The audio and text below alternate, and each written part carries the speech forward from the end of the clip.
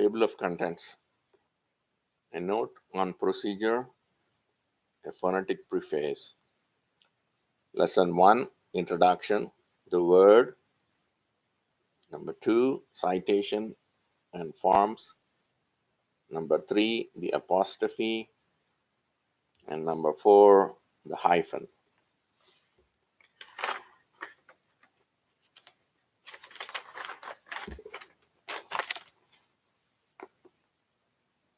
The book has been designed to be used in consultation with a language guide or person whose mother tongue is Telugu.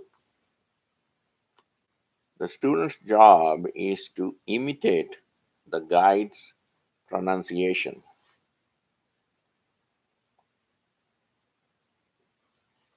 As close as he can. Where the guide prefers forms differing from those given in the text, the guide is in general to be followed.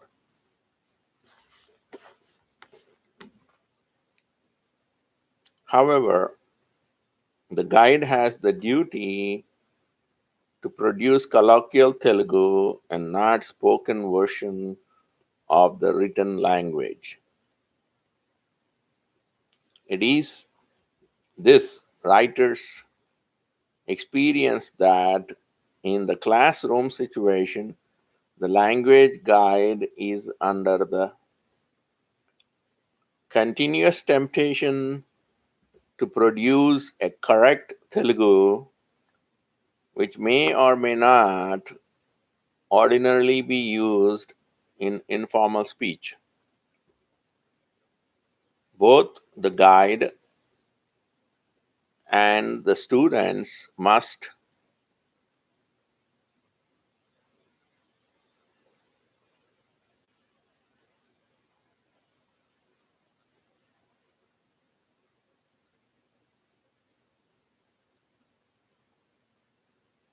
therefore be on their guard against departure from the text which introduces non colloquialisms. At the same time, it is important to remember that the guide, rather than the text, is the ultimate source for the language. Where the text presents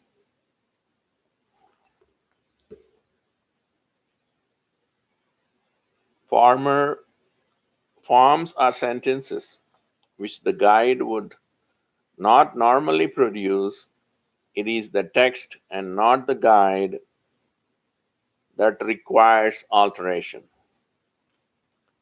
It is suggested that the conversation serves as a primary material for drill purposes, and the conversations have been kept brief so that the students may find it an easy matter to commit to the memory and at the same time fix his attention on the phonetic and grammatical features of the material to be learned.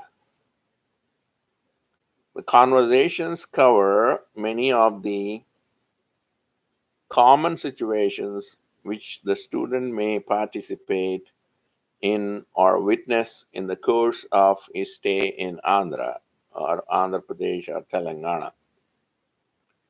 They have been arranged in the kind of cumulative order that is, essentially, the same conversation may recur a number of times in the text, but in each recurrence, it will have been changed somewhat in content and grammatical complexity.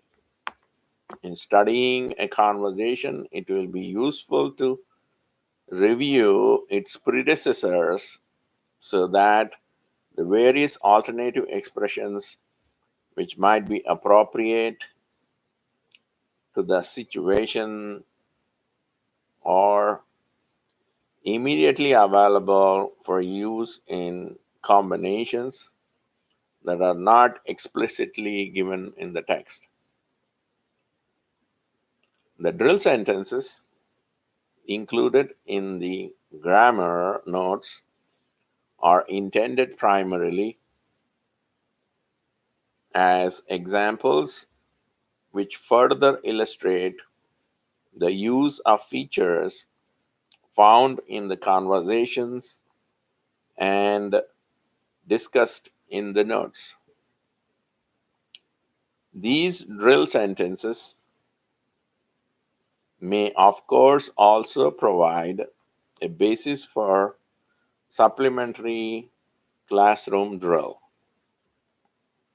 The translation exercise at the end of each lesson is meant to serve as a review. The procedure recommended is to translate first the Telugu sentence into English and then to use the English simply as a cue by which to recall the Telugu sentence as given. It is suggested that English sentences not be translated into Telugu of the student's own invention. It is first 5 lessons replacement exercises are provided. These enable the student to put together new sentences by simple replacement of the parts of certain model sentences.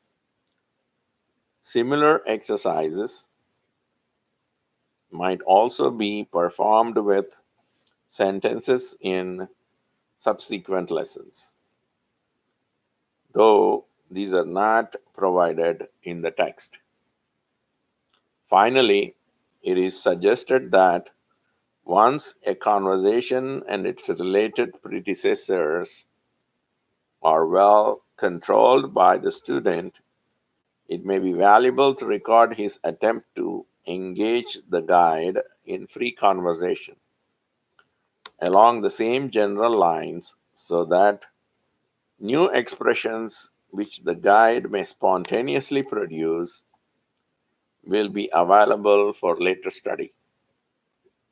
In this way, the conversational material in this text can be indefinitely enlarged upon.